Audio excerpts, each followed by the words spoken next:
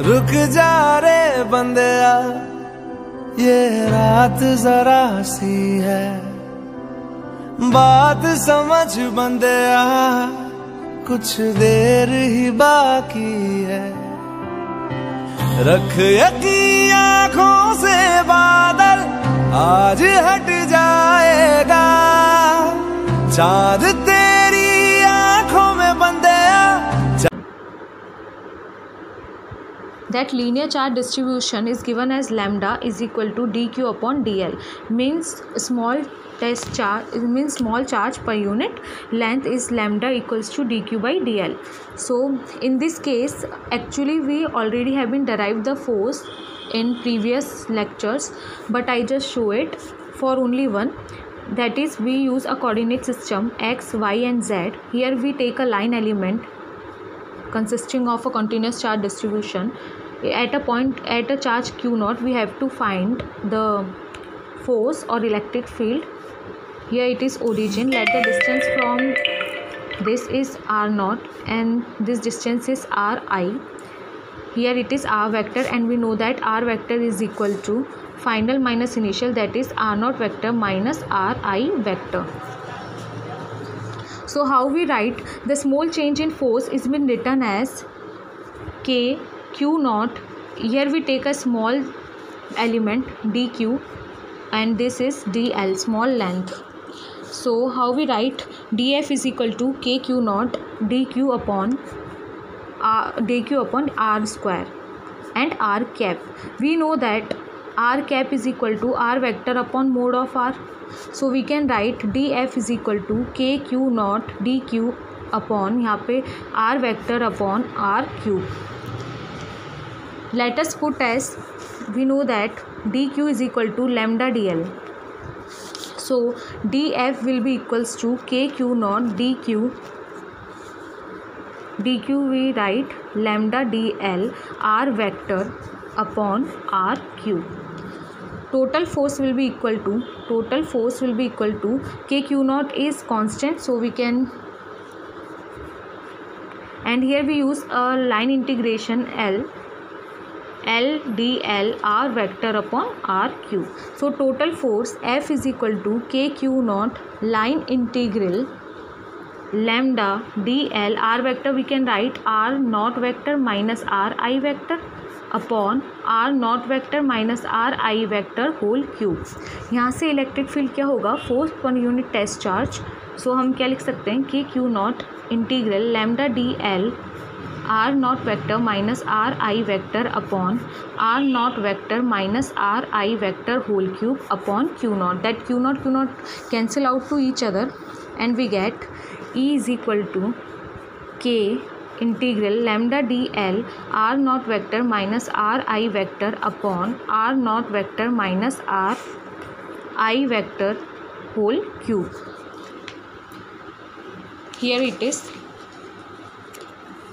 We know that force we can write in this way, and here we have been find the electric field for a linear charge distribution or a line charge distribution. Now the second point is electric field intensity due to surface. If we talk about a surface like a flat rectangle or square, anything which having two dimension, then we use the surface charge distribution. It's same like the line charge distribution or linear charge distribution. So what is surface charge distribution? Surface charge distribution. If we want to find this surface charge distribution, then we know that it has been denoted by sigma. Sigma is equal to dq upon ds. ds is a small change in area, and we use a coordinate system. Here we put a test charge q naught, which is at distance r naught, and a surface. Let us take a rectangle considering a continuous charge distribution.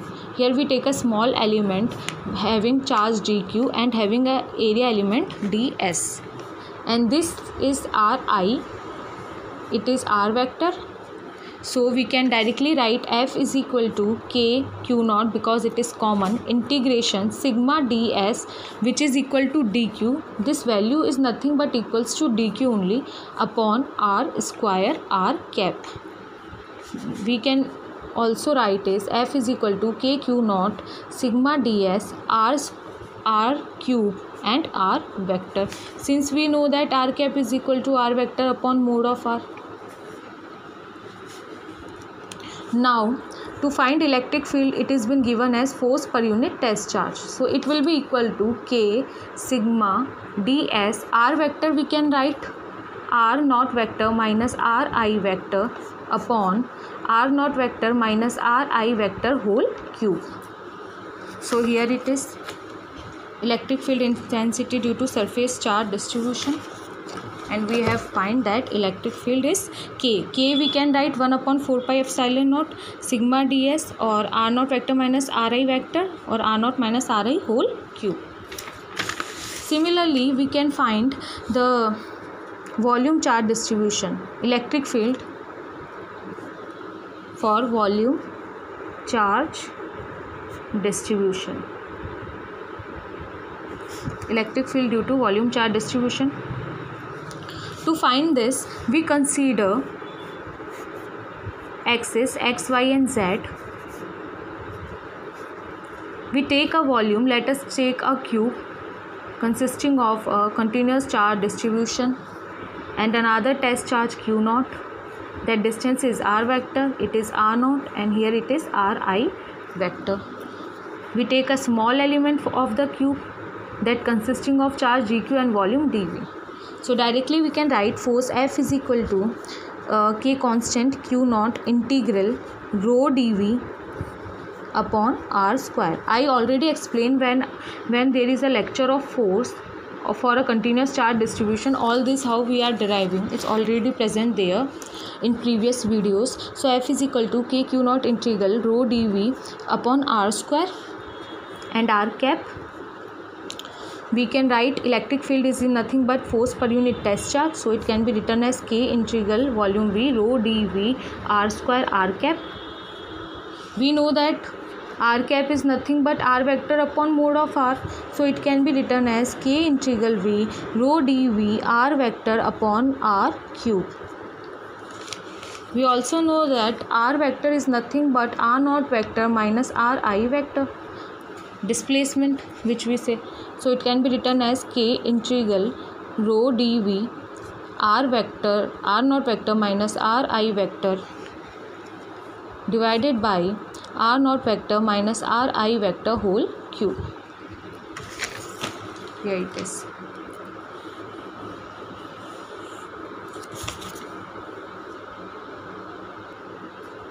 Now let us study about the electric field.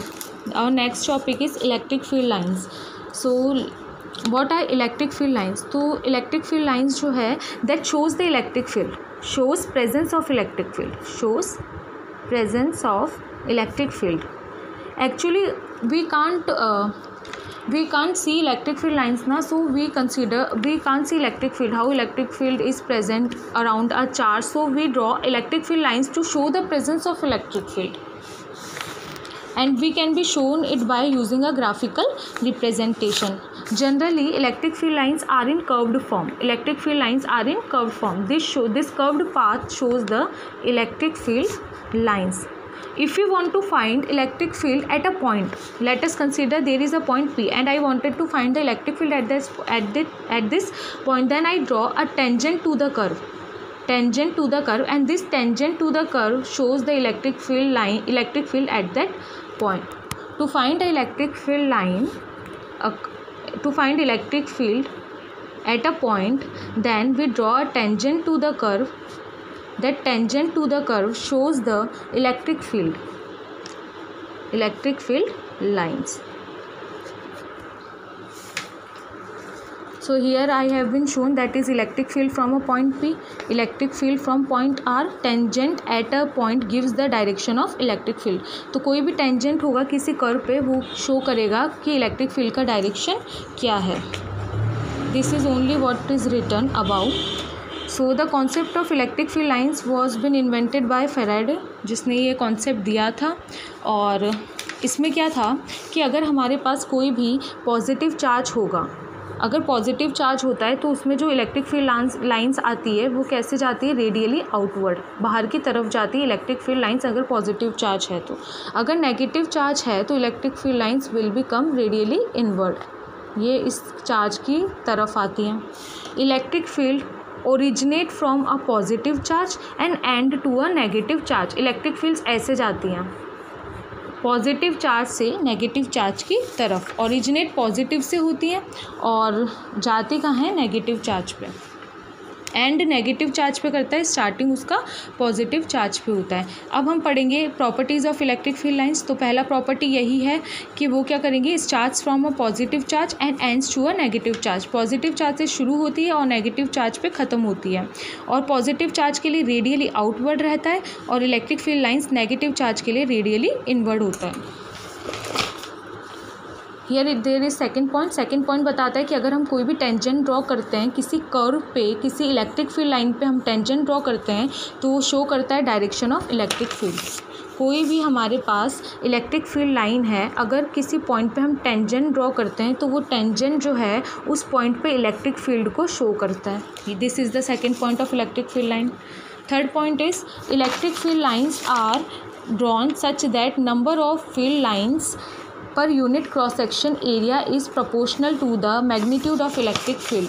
इसका ये मतलब है कि अगर हम electric field lines draw करते हैं, ये हमारे पास इलेक्ट्रिक फील्ड लाइंस है, तो ये जो इलेक्ट्रिक फील्ड लाइंस जो हैं ये क्या शो कर रही है, ये प्रोपोर्शनल है मैग्नीट्यूड ऑफ इलेक्ट्रिक फील्ड के। इसका मतलब है कि जितनी number of electric field lines होंगी उतनी ही ज़्यादा हमारे पास इलेक्ट्रिक फील्ड हमको मिलेगा, ये डायरेक्टली प्रोपोर्शनल होता है। फोर्थ पॉइंट जो मोस्ट इम्पॉर्टेंट पॉइंट है वो पॉइंट है कि थर्ड पॉइंट, पहले थर्ड पॉइंट देख लेते हैं।